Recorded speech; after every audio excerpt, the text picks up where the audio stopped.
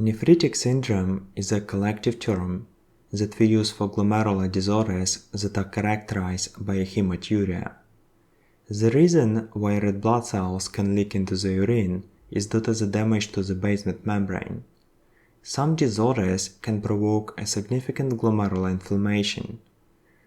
Glomerular inflammation causes significant damage to glomerular basement membrane, and only if glomerular basement membrane is damaged, red blood cells can leak into the urine. So the major feature of nephritic syndrome is hematuria, which is the presence of red blood cells in the urine. And red blood cells can aggregate and form cast in the kidney tubules.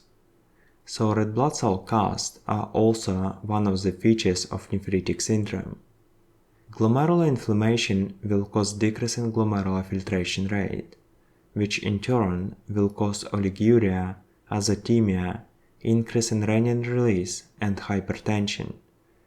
What is also important is that in nephritic syndrome, some amount of proteins can also leak into the urine, but important that the amount of proteins that person loses into the urine in nephritic syndrome is less than 3.5 grams per day. Because if person will lose more than 3.5 grams of proteins into the urine per day, together with hematuria, it will be nephritic syndrome, where a person has hematuria combined with massive proteinuria. So let's recall how glomerular filtration occurs. To explain this, here we have blood compartment, it's a glomerular capillary, and kidney compartment, which is Bowman space. And in between we have a specific structure that we call glomerular barrier. The first component of the glomerular barrier are endothelial cells that have negative charge. The second component is the glomerular basement membrane that have negative charge. And the third component are podocytes that also have negative charge. We also call podocytes epithelial cells. And also, glomerular barrier have mesangial cells. The function of glomerular barrier is to provide filtration. Let's take for example water. Kidneys like water, and glomerular barrier has excellent permeability to water. We have to know that the major driving force that pushes substances from the blood compartment into the urine compartment is the hydrostatic pressure in the glomerular capillaries. Exactly, hydrostatic pressure creates the major driving force of filtration. So, what is hydrostatic pressure and why it's important? So, here we have a little bit bigger picture. We can see afferent arterial, glomerulus, efferent arterial, and Bowman space. Blood is delivered by cardiac output to afferent arterial. After this, blood goes into the glomerulus, where, as we already know, filtration into the Bowman space occurs. And fluid that enters into the Bowman space after reabsorption will be excreted into the urine. Fluid which is left after filtration goes to the efferent arterial. The most important process here is filtration, and filtration is determined by several factors, like glomerular filtration coefficient, by the difference in hydrostatic pressure in the glomerulus minus hydrostatic pressure in the Bowman space, and by oncotic pressure. The major factor here is hydrostatic pressure in the glomerulus, and we know that hydrostatic pressure is equal to weight of fluid divided on area. Weight is equal to mass on gravity, and mass is equal to fluid density times fluid volume. The reason why we go into the details is to determine the major factor that affects hydrostatic pressure, which is fluid volume. For example, person has fluid overload. Increase in total amount of fluid in the organism will cause increase in cardiac output. As a result, the amount of fluid that will income to the afferent arterial and hence to the glomerulus increase. With increase in fluid volume in the glomerulus, the hydrostatic pressure in the glomerulus increase. With increase in hydrostatic pressure, glomerular filtration rate increase. This will cause increase in filtration, and thereby the higher volume of fluid will income to the Bowman space and hence to the urine. So, as we see, hydrostatic pressure in the glomerulus is the force that pushes substances through the glomerular barrier. But there are some substances that we do not want to see in the urine. All these substances have negative charge. Let's take podocytes as one of the glomerular barrier components. Podocytes also have negative charge, and as we know, the same charges repel each other, and this creates electromagnetic force. So, because negatively charged substances and podocyte have same charges, this creates electromagnetic force that repel negatively charged substances from podocytes. But at the same time, we know that there is always hydrostatic force that pushes substances to the glomerular barrier.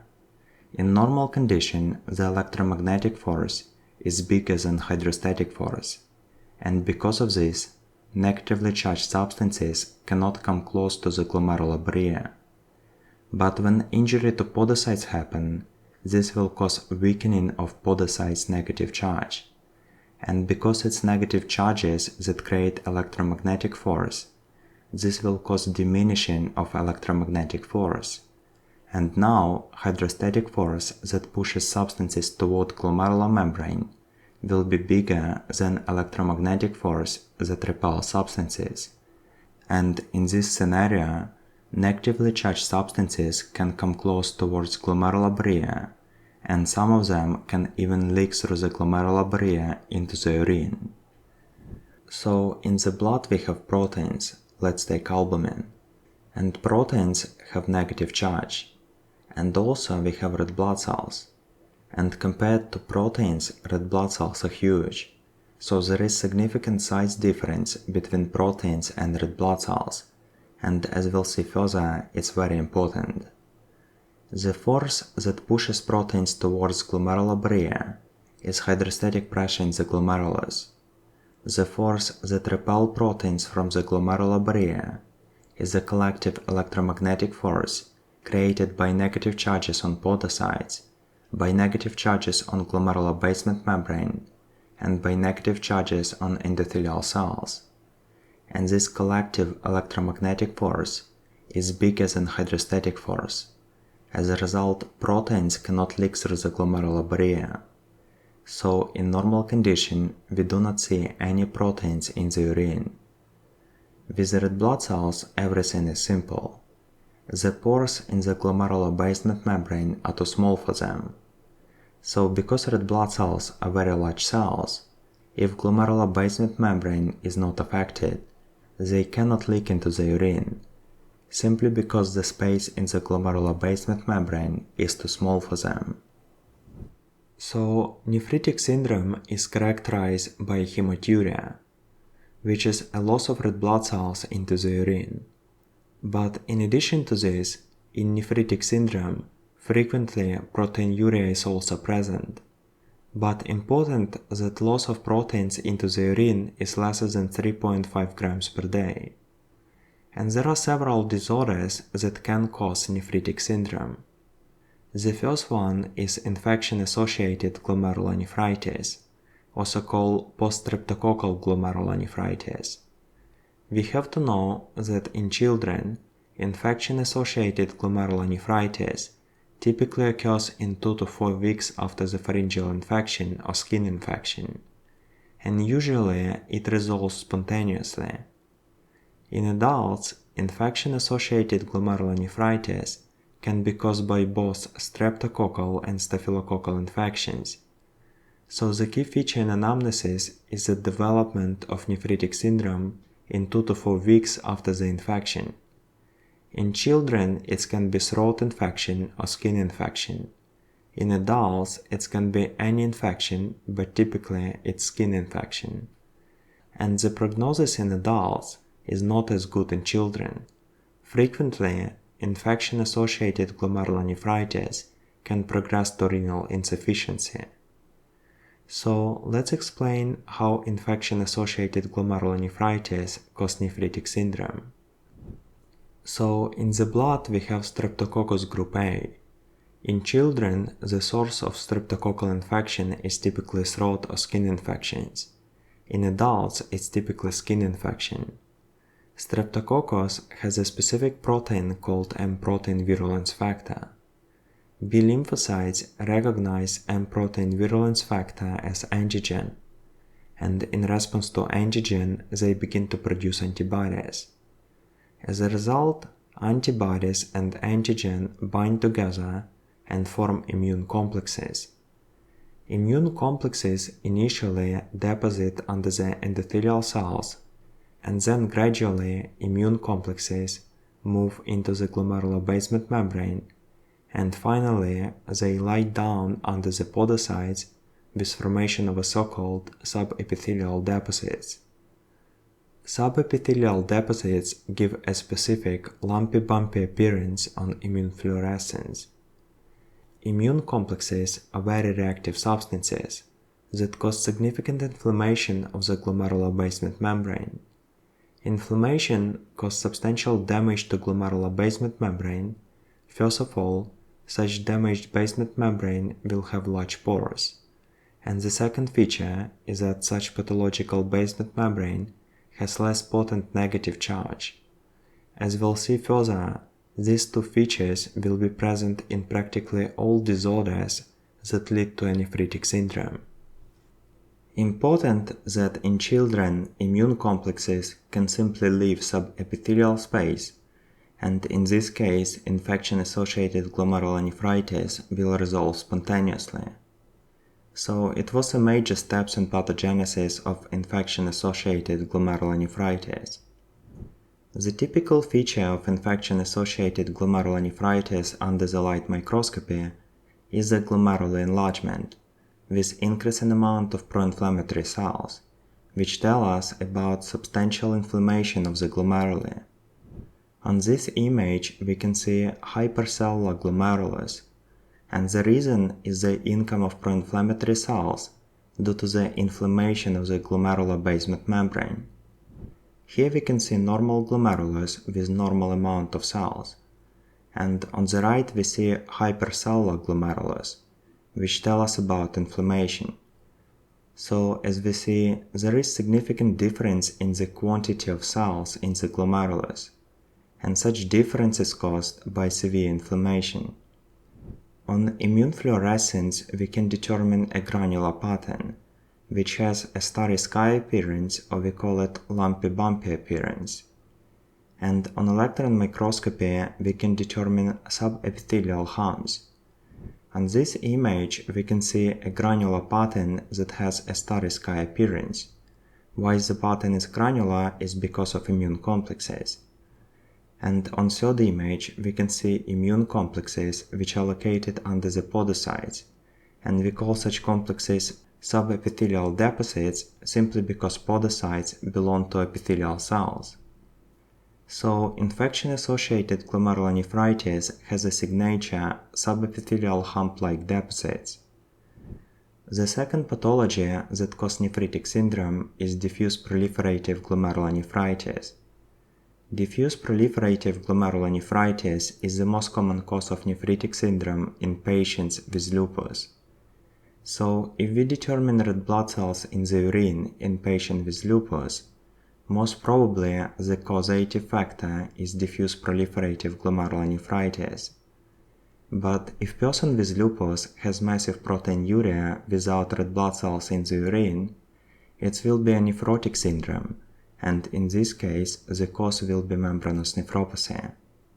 So let's explain the pathogenesis of diffuse proliferative glomerulonephritis. Lupus provokes production of autoantibodies against self-antigens. When antibodies bind to self-antigens, this results in formation of immune complexes.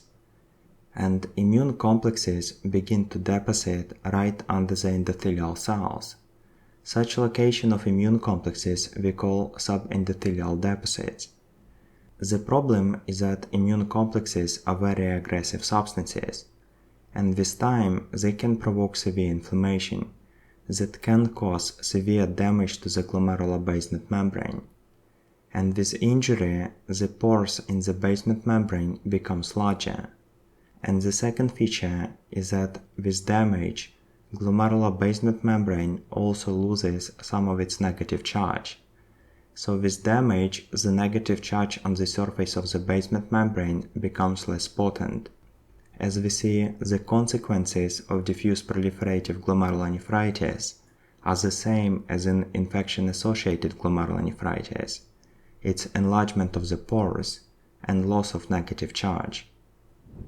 The major diagnostic feature of diffuse proliferative glomerulonephritis on light microscopy is the wire looping of capillaries. Here we can see this wire looping capillaries. So for example, if person with lupus has wire looping of the capillaries, the causative factor is diffuse proliferative glomerulonephritis. On immune fluorescence, we can determine granular pattern. For example, here we can see a granular pattern caused by deposition of immune complexes. And on electron microscopy, we can determine subendothelial deposits. Here we can see endothelial cells, and right under the endothelial cells, we can see deposits of immune complexes.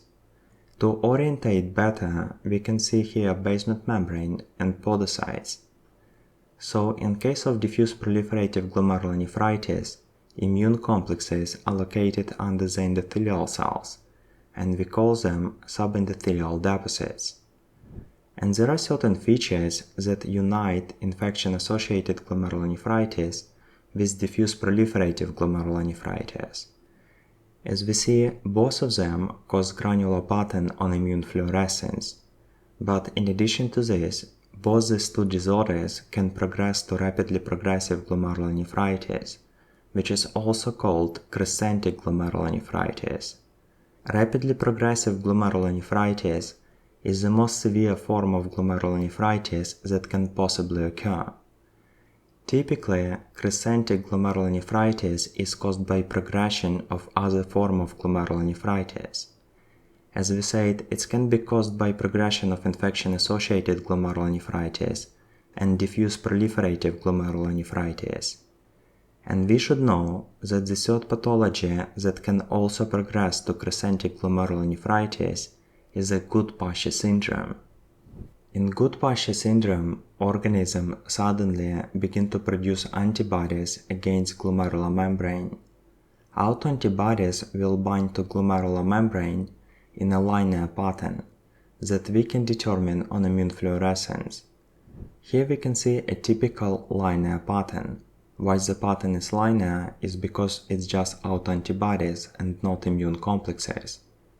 Because if we compare this to granular pattern, which is caused by deposition of immune complexes, the difference becomes obvious. On this image, we again see linear pattern in Goodpasture syndrome. So I think the difference in both patterns is clear. The problem is that binding of autoantibodies will trigger inflammation of the glomerular basement membrane.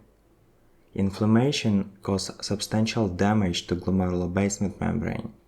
First of all, such damaged basement membrane will have larger pores. And the second feature is that such pathological basement membrane has less potent negative charge. So as we see, all these three disorders, it's infection-associated glomerulonephritis, diffuse proliferative glomerulonephritis, and Goodpasture syndrome, cause inflammation of the glomerular basement membrane that result in enlargement of the pores and loss of negative charge. The difference is in immune fluorescent pattern.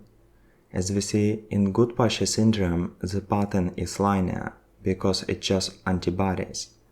In diffuse proliferative glomerulonephritis, the pattern is granular because in this case it's immune complexes.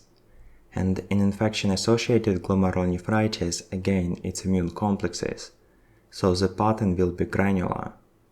So in both post-streptococcal glomerulonephritis and in diffuse proliferative glomerulonephritis, the pattern is granular, which gives a so-called starry sky appearance on immune fluorescence. But in Goodpasture syndrome, the pattern will be linear because it's just autoantibodies. So how all these three pathologies cause nephritic syndrome? First of all, in all of them with damage to glomerular basement membrane, the negative charge on its surface decreases. With loss of basement membrane negative charge, the electromagnetic force that repels proteins decreases. And now there are two possibilities. If collective electromagnetic force will be still bigger or at least equal the hydrostatic force, proteins will not leak through the glomerular barrier, and thereby proteinuria will be absent. But if electromagnetic force will become lesser than hydrostatic pressure that pushes proteins through the glomerular barrier, in this situation proteins will cross through the glomerular barrier into the Bowman space, and then we will excrete proteins into the urine. And important that because the negative charge on glomerular basement membrane decreases but not entirely disappears, proteinuria will be moderate, less than 3.5 grams per day. As we see, there is significant damage to glomerular basement membrane, and with injury, the pores in the glomerular basement membrane becomes larger. And now, through such large pores, red blood cells can leak through the glomerular barrier into the Bowman space, and after we will excrete them into the urine. This state we call hematuria. So, as we see, injury to glomerular basement membrane causes increase in size of the pores in the basement membrane. So now, pores become larger than red blood cells, and in these circumstances, some amount of red blood cells can leak into the Bowman space, and after we will excrete them into the urine. We also have to know that in Goodpasture syndrome, autoantibodies are produced against alveolar basement membrane, and because of this, we diagnose Goodpasture syndrome based on two major symptoms, which is hematuria and hemoptysis. So the linear pattern in Goodpasture syndrome is an exclusion, because in Goodpasture syndrome it's just antibodies against glomerular basement membrane and not immune complexes like in other disorders. In addition to this, there is a group of disorders that can cause rapidly progressive glomerulonephritis, but they are invisible on immune fluorescence. It's granulomatosis with polyangiitis, so-called Wegener vasculitis. It's eosinophilic granulomatosis with polyangiitis, also called Churg-Strauss vasculitis, and it's microscopic polyangiitis. They all can cause rapidly progressive glomerulonephritis, but they are negative on immune fluorescence. So to compare all possibilities, here we can see a linear pattern which is typical for Goodpasture syndrome.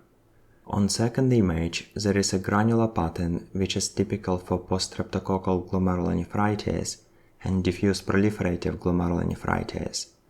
And on third image, we can see Pauci-immune pattern, which is typical for ANCA-associated vasculitis, as Wegener or Churg-Strauss vasculitis. So, if person has rapidly progressive glomerulonephritis, but with negative immune fluorescence, in this case, we try to determine the subtype of ANCA. The first possibility is C-ANCA, which is a signature feature of Wegener vasculitis. And recall that Wegener vasculitis affects lungs, which cause hemoptysis, kidneys, which cause hematuria, and it also affects nasopharynx, which manifests as sinusitis. And sinusitis here is the key feature, because Goodpasture syndrome also can cause hemoptysis and hematuria, but not sinusitis. So when you see the triad of hemoptysis, hematuria, and sinusitis, it's a Wegener vasculitis. In case if P-ANCA is positive, there are two options. It can be microscopic polyangiitis, or it can be Churg-Strauss vasculitis. And recall that the key diagnostic features of Churg-Strauss vasculitis is a triad of eosinophilia, asthma, and granulomas. The reason why we discuss all these disorders at once is because all these disorders can progress to crescentic glomerulonephritis. In each case, inflammation can become so severe that it will cause necrosis of the entire glomerular barrier at the particular regions of the glomerulus. So basically, in this case, inflammation becomes so severe that it causes death of mesangial cells, endothelial cells, it causes destruction of glomerular basement membrane, and also it causes death of podocytes. And when all these cells will die in flames of inflammation, the debris that will be formed from all these dead cells will have a crescentic shape on light microscopy. And this crescentic shape on light microscopy is the key diagnostic feature. So here we can see a glomerulus. As we see, there is an area that looks abnormal, and this area has a crescentic shape. And there is also a region that looks relatively normal. What we have to know is that this crescentic shaped area is formed by fibrin proteins and inflammatory cells. Basically, fibrin and inflammatory cells is what remains from the normal glomerular barrier after the extremely severe inflammation. So, for examination purposes, we have to know that crescents consist of fibrin plasma proteins and inflammatory cells as monocytes and macrophages. So crescentic glomerulonephritis is the most severe form among all disorders that cause nephritic syndrome. The next disorder that causes nephritic syndrome is Alport syndrome. In Alport syndrome, the problem is a mutation that disrupts the production of collagen type 4. And because type 4 collagen is an important structural component of glomerular basement membrane, disruption of type 4 collagen causes formation of a pathological basement membrane that becomes very fragile. Also, we have to know that in addition to glomerulonephritis, disruption of collagen type 4 production causes eyes problems and sensory neural deafness. So this triad of hematuria, eyes problems, and sensory neural deafness is the key diagnostic features of Alport syndrome. So let's explain how Alport syndrome causes nephritic syndrome. In Alport syndrome, mutation disrupts the production of collagen. This results in formation of an abnormally fragile basement membrane.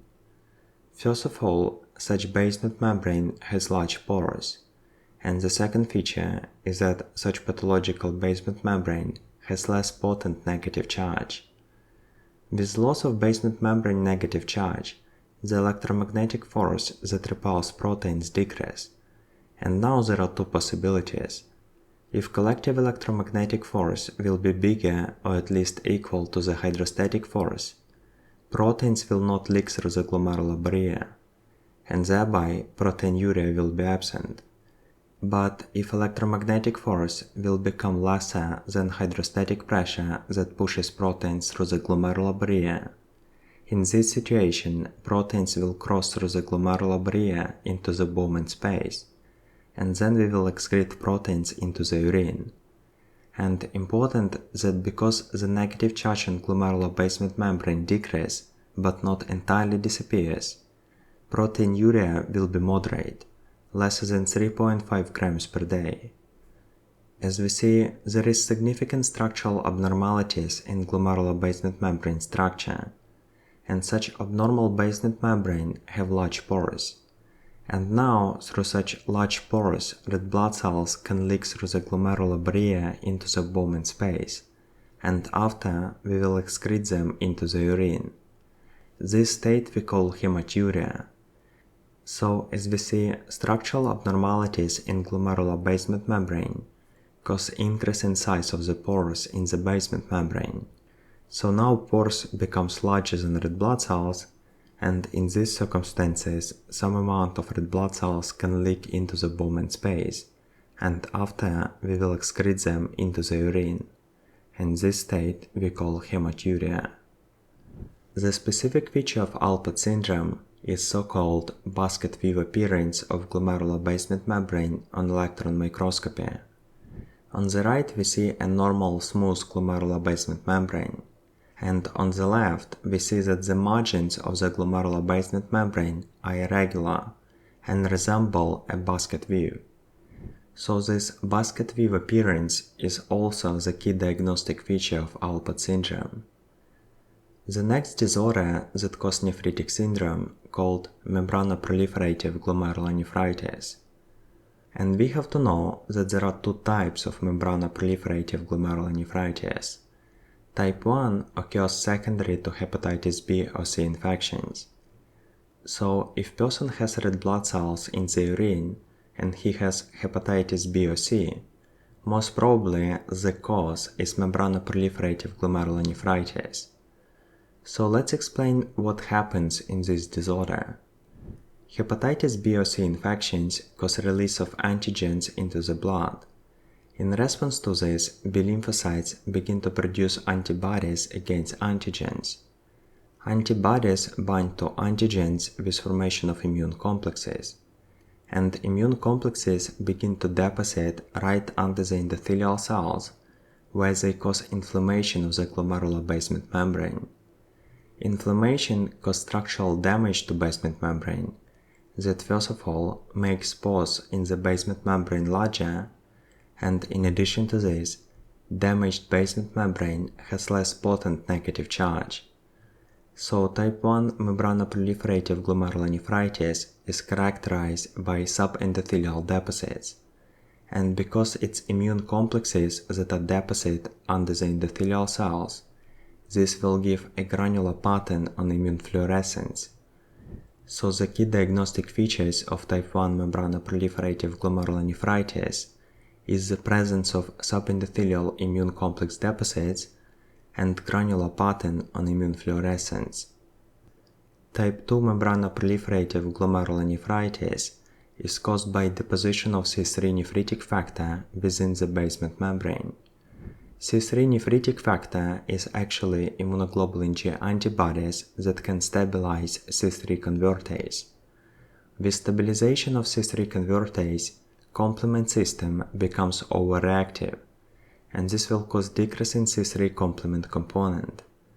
In addition to this, C3 nephrotic factor begin to deposit within the basement membrane.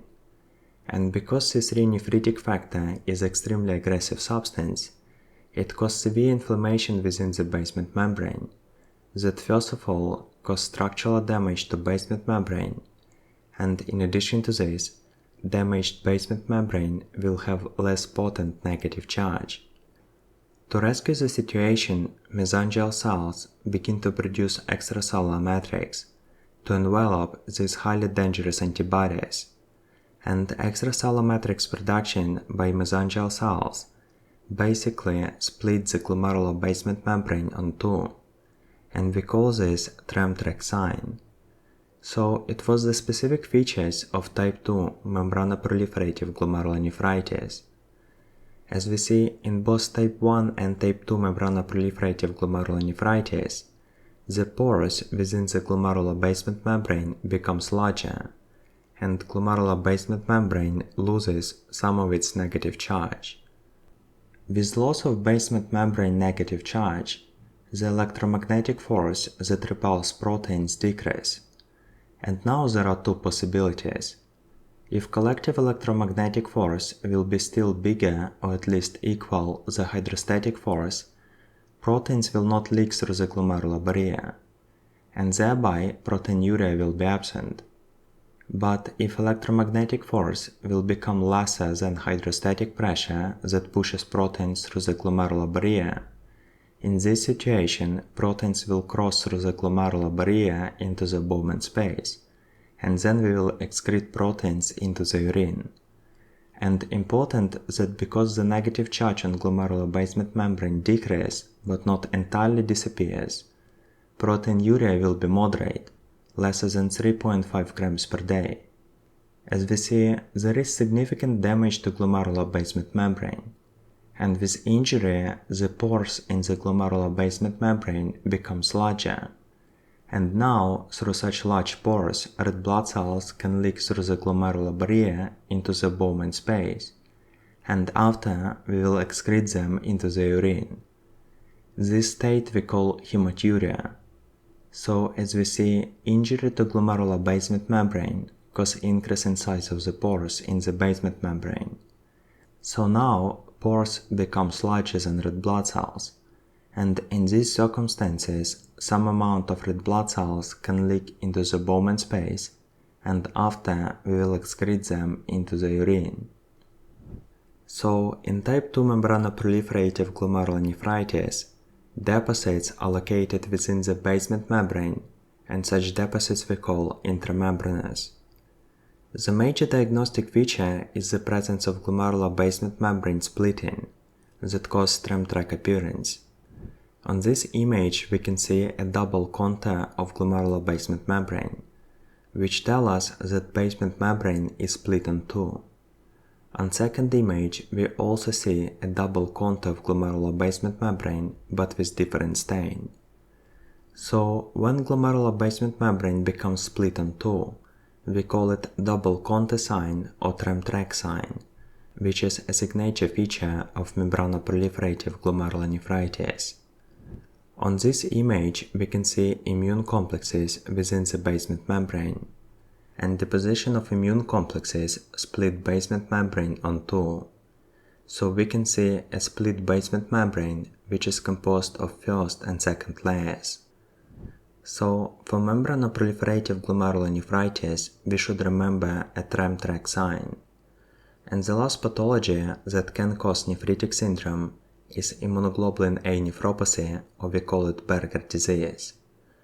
The signature feature of this disorder is the episodes of hematuria that occur in the same time with respiratory or GI tract infection. Also we have to know that the renal pathology of immunoglobulin A vasculitis is Henoch Schonlein Purpura, and the signature feature of Henoch Schonlein Purpura is rash. So in Berger disease, respiratory infection or GI tract infection cause production of immunoglobulin A. Also, the same immunoglobulin A production occurs in case of Henoch Schonlein Purpura, but in this case, immunoglobulin A production is accompanied by rash. Immunoglobulin A antibodies begin to deposit within the mesangial cells, and deposition of immunoglobulin A antibodies provokes inflammation of the glomerular basement membrane. Inflammation causes severe damage to basement membrane.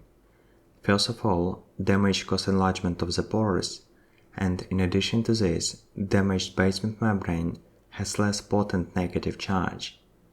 Deposition of immunoglobulin A in mesangial cells provokes mesangial proliferation, which is the signature feature of this disease.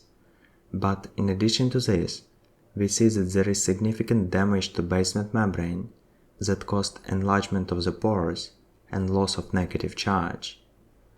With loss of basement membrane negative charge, the electromagnetic force that repels proteins decrease, and now there are two possibilities. If collective electromagnetic force will be still bigger or at least equal the hydrostatic force, proteins will not leak through the glomerular barrier, and thereby proteinuria will be absent.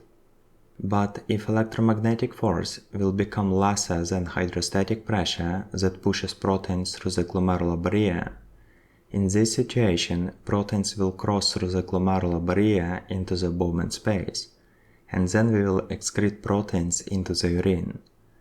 And important that because the negative charge on glomerular basement membrane decreases but not entirely disappears, proteinuria will be moderate, less than 3.5 grams per day. As we see, there is significant damage to glomerular basement membrane, and with injury, the pores in the glomerular basement membrane becomes larger, and now, through such large pores, red blood cells can leak through the glomerular barrier into the Bowman space, and after we will excrete them into the urine. This state we call hematuria. So, as we see, injury to glomerular basement membrane causes increase in size of the pores in the basement membrane. So now, pores become larger than red blood cells, and in these circumstances, some amount of red blood cells can leak into the Bowman space, and after we will excrete them into the urine. On light microscopy, we can determine mesangial proliferation. Here we can see a normal glomerulus, and on these images we can see hyperproliferation of mesangial cells.